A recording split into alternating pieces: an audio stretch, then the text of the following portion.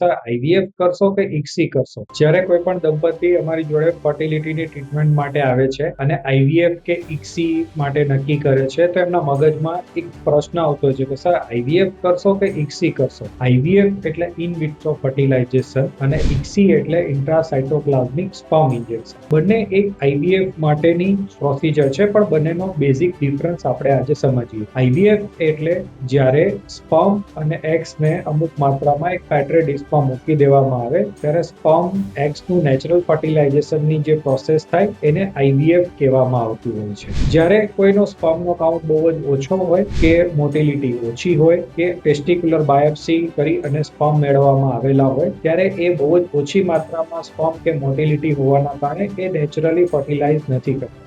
આવા કેસીસમાં ઇક્સી નામની પ્રોસિજર કરવામાં આવે છે, જેમાં એક એગ લઈ અને એમાં એક સ્પર્મ એક પાતળી સોયની મદદથી ઇન્જેક્ટ કરી દેવામાં આવે છે, જેથી બહુ જ ઓછા સ્પર્મ હોવા છતાં પણ કે મોટિલિટી ઓછી હોવા છતાં પણ એ એગમાંથી એમ્બ્રિયો બની અને એ કપલને પ્રેગ્નન્સી આપી શકાય.